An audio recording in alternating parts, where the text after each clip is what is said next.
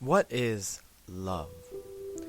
We hear about it everywhere, in the songs we listen to, the movies we watch, the books we read, from our family, our friends, and even a nagging voice in our head that tries to tell us what is love and what's not.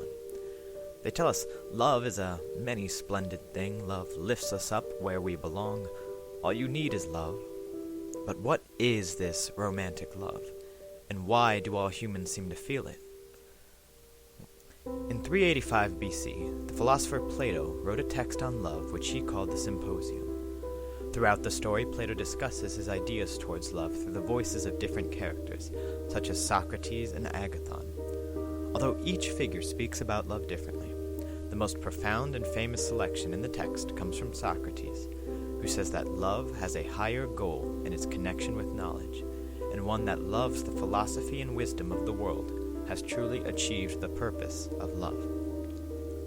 This idea of non-physical love, platonic love, was one of the first real attempts to look inside the psychology and science of why we feel love. Arthur Aaron is a modern professor of psychology who agrees that love extends beyond the physical, but focuses his study on the evolutionary purpose of love and how it helps the individuals who feel it, leading him to create the self-expansion model of love. This model is based in two main ideas. Firstly, that humans have a strong desire to self-expand, or form personal relationships with others. And secondly, that this self-expansion can be achieved by creating relationships where one accepts another person as being part of that person's own self, incorporating them into their idea of self. So, perhaps the old saying that love is one person divided into two bodies isn't so scientifically off.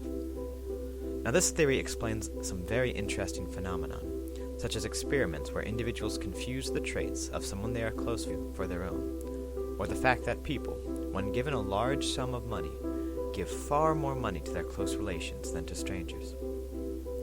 By this model of thought, people in love actually think of their partners as being part of oneself, viewing their lovers' wins and losses as their own. For now, though, let's look at monkeys. Harry Harlow is famous for his informative but controversial work on newborn primate attachment. In an experiment, he separated newly born monkeys from their mothers, placing them in cages with two wire mothers, one who provided food but whose form was cold and metal, and another cloth mother who, although comforting, provided no nourishment or help to the monkey. Logically, we would think that the babies would be imprinted to the mother who provided real nourishment and sustenance. However, when researchers scared the baby monkeys with noise-making machines, they ran not to the feeding mother, but to the soft cloth mother for safety, revealing the importance of physical comfort when it comes to forming attachment. Eckhard Hesse's duck study brought forth more confusing questions about attachment and love. In his experiment, ducklings following their mother were given mild electric shocks to deter them from their following. However, instead of being conditioned to avoid them, these ducklings followed their mothers even closer and more desperately than before, seemingly evading the ideas of classical conditioning. These and other tests have revealed that stressors can be an important feature of forming attachment.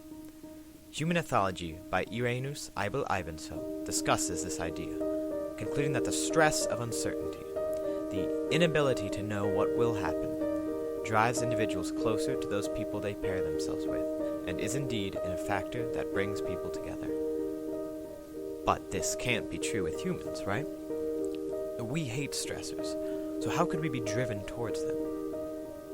Well, imagine you're texting someone, that special lady or gent who you've been wanting to ask out. Now, think of three scenarios. In the first, he or she responds immediately when you text them, consistently without delay. In the second, he or she consistently takes hours to respond, always taking a while to get back. And in the third, you don't know when he or she will respond. Perhaps a couple of minutes, perhaps hours, perhaps not at all. Seemingly random. It's this third scenario that produces the stress of unpredictability, and is probably the one that would cause you to get the most nervous and your adrenaline to pump. This idea that stress and a feeling of vulnerability leads to love is the self-expansion model. Which brings us back to Arthur Aaron, who ran an experiment with the goal of sparking love between two complete strangers. In the experiment, Aaron gave each participant a list of 36 questions, which, though beginning very innocently, slowly grew to be more and more personal and exposing. After participants finished asking each other the questions, they would look directly into the other's eyes for 4 minutes. Perhaps a bit strange, but the goal was for the strangers to open themselves, to feel vulnerable, embrace nervousness, and feel exposed. And it worked. Indeed, 2 of the participants continued to meet after the experiment, eventually getting married and inviting the entire lab crew to their wedding ceremony. Okay, so now it's making some sense. I mean, if love incorporates others into our idea of self, it would help create a tribe and group mentality, where sharing and mutual protection would help everyone. So evolutionarily, it makes sense. But what keeps it going? When someone says they're in love, they can be describing a huge variety of emotion that extends just beyond evolutionary benefit. So how do we narrow it down? Because love is a process, and not one tangible thing, psychologists have divided love into a timeline of 3 phases, with the first occurring within minutes of meeting someone, the lust phase. When we see someone who could act as a mate, sexual hormones like estrogen and testosterone are released by our brains into our bloodstreams, reducing the feelings of stress and promoting positive health benefits so as to encourage us to pursue this possible mate. You ask for their number. Next comes the attraction phase, which is the most identifiable because of the actions of partners when in it. Those couples that can't seem to get enough of each other, who skip events just to be with each other, who are so outwardly affectionate it's almost distracting, are in the attraction phase. Scientists have a term for this emotional state that takes place in the attraction phase. They call it limerence. Love and Limerence by Lynn Wilmot describes the state well, calling it an involuntary, potentially inspiring state of adoration and attachment to a limerent object, involving intrusive and obsessive thoughts, feelings, and behaviors from euphoria to despair, contingent on perceived emotional reciprocation. Sounds about right.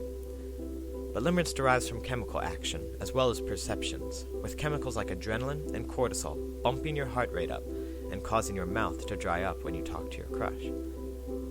Couples in limerence also see a skyrocket in dopamine levels, creating a dopamine high equal to that of someone who just used cocaine.